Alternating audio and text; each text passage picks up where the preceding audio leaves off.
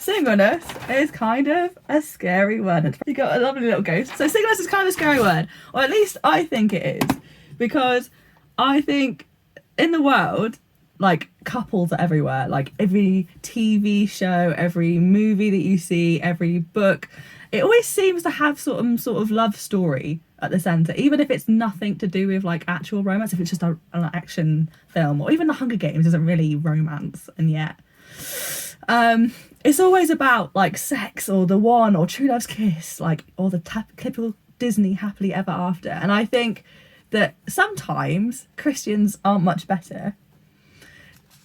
And why is that? Well, I think sometimes the church can copy the world's low view of singleness, sometimes thinking that you're a failure, or so there's something wrong with you if you haven't got a boyfriend or a girlfriend or a spouse. If I'm going from my own experience, I've got friends who are engaged or even married. In actual fact, my housemate got engaged 2 weeks ago, which is really exciting and really wonderful. But people aren't quite so excited when they're like, you're single. Usually it's kind of the opposite, and people quite like to tell me that. Usually I've actually in the past got people question like what I've done wrong in past relationships, and like why didn't it work out, and I'm like, none of your business. I've had people try and matchmake me with people in church, in outside of church, just anyone, because I'm clearly either can't be happy being single, or I'm incapable of finding somebody. Maybe I'm just too picky, is what I've been told. I just need to find a husband already. I'm like, I don't want to sound bitter, I don't want to sound like really negative. I'm a strong independent woman who don't need no man, but I'd actually love a husband. But I'm just fed up of the church and the world implying that satisfaction is found in relationship, because that's not true, either in the Bible or in my experience either. So I thought we'd take a quick look at marriage, just so that we kind of understand where we're coming from. So marriage, yay. This is for you guys to answer. So why is marriage great? Or just like relationships in general, why are they great? I mean, there's lots of different reasons, right? Like someone to come home to at the end of a really rubbish day, or maybe someone else to do the washing up so you don't have to. Like, as well as all the like exciting goodness of like, you know, being in a good relationship with somebody, like just sharing life with your favourite person, that's pretty cool. Biblically, why is marriage great? What is marriage a picture of in the Bible? If Christ is the bridegroom, who is the bride? There we go. Try that. He wasn't married, but the Bible talks about him being married to the church. I mean, we won't go too much more into detail because that's for another day, because we're not talking about marriage right now. But like it's a picture of Christ in the church, that he takes on our mess and our rebellion. We get a new identity because of him. We have this like intimacy we call beloved, because we've become one with Christ, because he's taken on our sin, our mess and rebellion. But as well as being great, it's also hard. I'm sure your parents would probably agree, if they're married, that like it's not going to be easy, because I'm not perfect. Nobody else in this world is perfect. And so there's going to be times where it's just not easy, and the world isn't perfect. So there's going to be problems that we're going to come up against. We'll come back to that another time, but I just thought it's a quick idea to look at marriage. So let's look at singleness. Yay! Woo! Before we get cracking, anybody got any reasons why being single is great? It's time to do different stuff that you might not have otherwise. Yeah, exactly. Can anyone think of anyone who was single in the Bible? He was. That's the most obvious answer, and yet somehow that took me, I don't know, quite a while to actually be like, oh yeah, Jesus was single. Anybody else who was single in the Bible? Yeah, I'm pretty sure a lot of the disciples. I was looking with John actually to see how many disciples were single and weren't, and there's not really an obvious amount, but definitely at least some of them would be single. Yeah. Anybody else? What about somebody very famous from the New Testament? Yeah, John the Baptist was single. Yeah, like he was the one who prepared the way for Jesus. He's the one who spent all the time in the desert. Yeah, he was Jesus' cousin. Yeah, exactly. And yeah, he was single. Like, he's pretty important. And he was single too. Yeah, Paul was single. Like, I mean, if he had a wife and kids, it would be pretty hard for him to be traveling all over the shop and writing loads of the New Testament. Like maybe they might not have been able to do some of the stuff that they did if they hadn't been single. As we said, like, first, like, Jesus, like, that's the most exciting thing, that he was single, because he gets it. He gets what it's like to be single. He gets the struggle sometimes. He gets the societal pressure to, like, be in a relationship. He gets the temptations that you face as a single person. He gets the loneliness. And yet he was single. He was single and sinless, sorry. He was sinless. He didn't get bitter. He didn't struggle with pornography. He was completely sinless. And he also tells us it was good. If Matthew 19 verse 11, if you ever get a chance to look that up, he tells us it's good for whom it has been given. Not meh, not all right, I guess. Like, it's actually good, not just mediocre or like, I guess it's whatever. Like, I was thinking back to what else has been called good. And like, creation was called good. Like, it's genuinely good, not just like good, which is how we think of it. It's like, good, this is great, this is a good thing. Paul also echoes this in 1 Corinthians 7. He says, verse 7 to 9, I wish that all of you were as I am, aka single. He also calls singleness a gift, which is pretty cool. But really, okay, let's get into the nitty gritty. Really, why is singleness good? There's less distractions. I made this take on a meme, so I've got less distractions.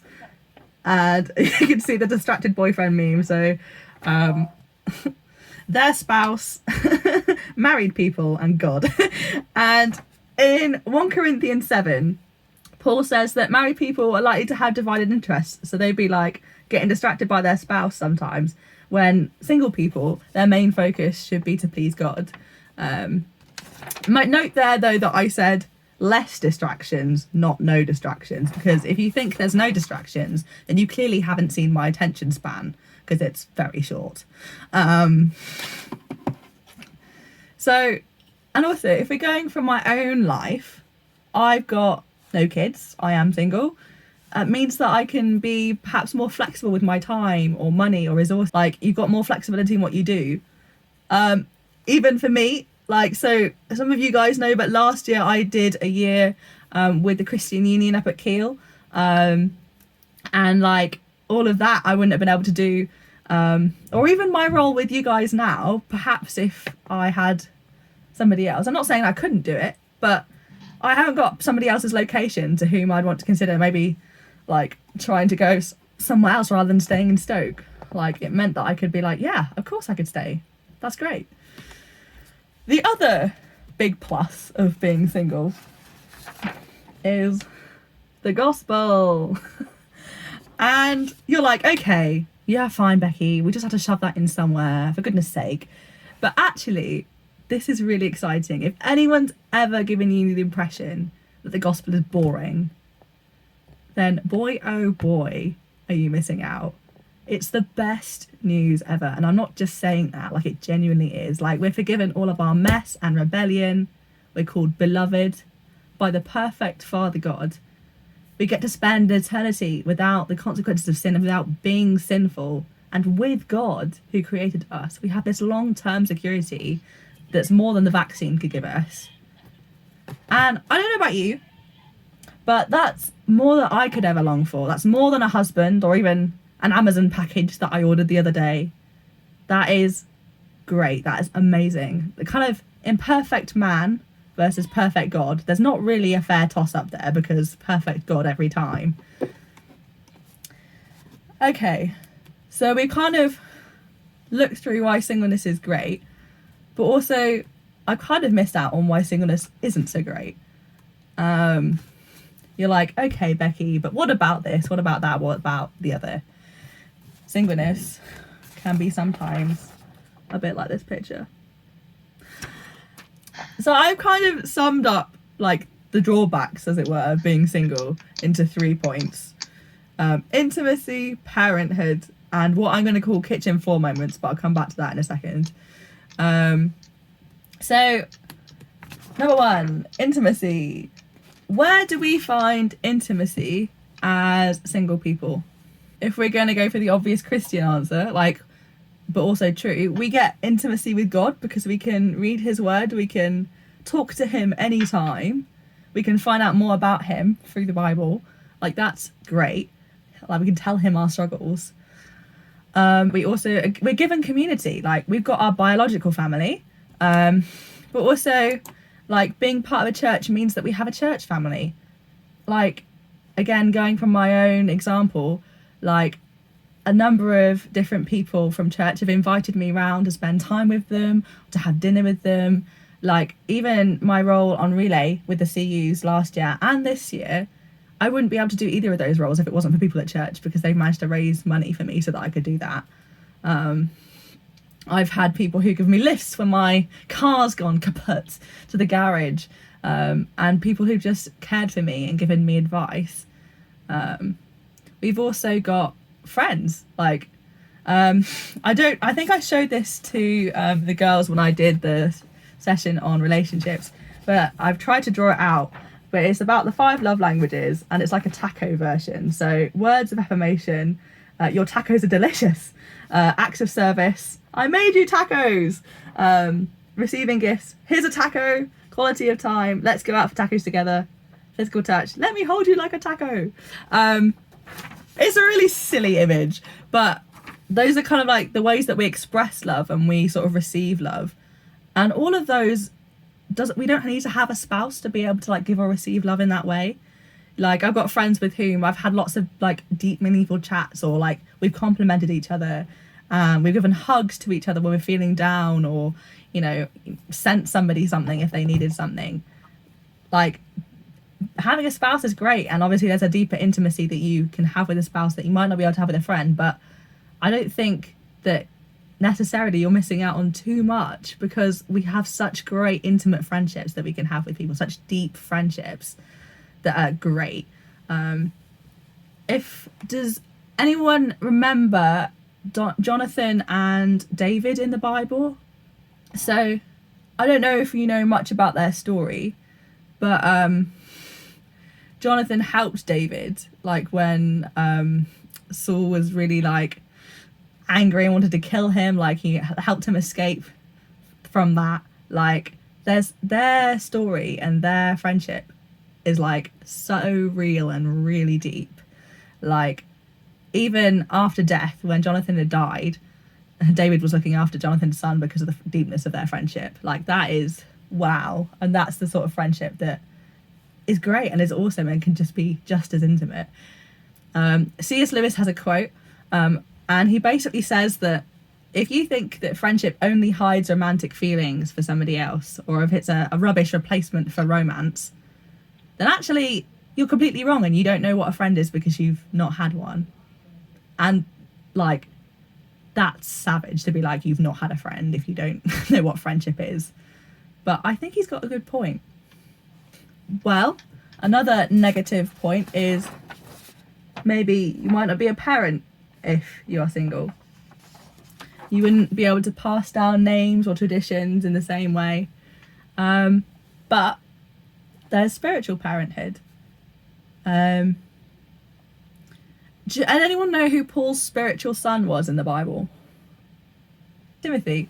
We're told that in various different places, but he speaks of like this real love for Timothy, and that Timothy clearly has for him. He also, there's this unnamed woman, I think it's like Philip's mother or something, who's called Paul's spiritual mother in Romans, which is really cool as well. Romans 16:13. And again, because you haven't heard enough about my life, like if I'm going from my own life examples, there's a women's worker at my church back home who definitely feels like a spiritual mum to me. Has helped me through some difficult times, and she's single and she's like still a spiritual mum. Or even from church, you know, Mary, Alex and Mary, I definitely call her a sort of spiritual mother to me. Like she's really helped me. And like even Isaac's dad, John, definitely kind of feels like a kind of spiritual dad in a sort of way, even though, and maybe I'm too young to be a spiritual mother myself, but I think I've definitely got spiritual brothers and sisters in you guys. And like I hope that like through this and through whatever else we do, that I can encourage you like a sister would. So that's, although it's not the same, there's definitely spiritual parenthood. And last but not least, what I'm going to call kitchen floor moments. This is a phrase that somebody called Ed Shaw uses. It basically is like, you know, when life is just so much and you just can't even make it to your bedroom, you're just so upset and you just like sit on the kitchen floor and have a bit of a cry because everything is rubbish and you're so lonely. I've definitely had moments like that. I'm sure other single people I know have, and I know for a fact that some of them have. And that's going to happen because singleness isn't a superpower. It's no special calling. God doesn't just ring you up one day and be like, so you're going to be single. Good luck. Like maybe it just happens. Maybe someone chooses to be because of their sexuality. Like it just is. And because it's not a superpower, sometimes we all struggle with it. But then that's also, marriage is also a struggle, as we talked about earlier. Like this life is going to have struggles, whether single or married. And the short answer to your struggles, whether you're single or married, is going to God and working through it. And that's obviously the short answer. There's a lot more that you could say about that. Maybe you'd involve a friend or a counsellor, but it's God's the only one who can satisfy, single or married. So, in conclusion, we need to value singleness more because it's important. It's a big part of our lives. I'm sure a number of you guys are single. I'm sure you will be in the future at various points, even if that's post-marriage, if you get married. Like realistically, like if you get married, you might not die before your spouse. You might die after them. You might have to wait for a while for that to happen, and that means that you'll be single at that time. It might mean that you, like, we don't know what's going to happen. And also, if we think that we need a spouse to complete us in marriage, that we think one person is going to suddenly solve all our problems that isn't Jesus, that's going to be pretty unhealthy to put so much pressure on somebody to be able to fill that role that only God can live up to. Cool. So that is the end.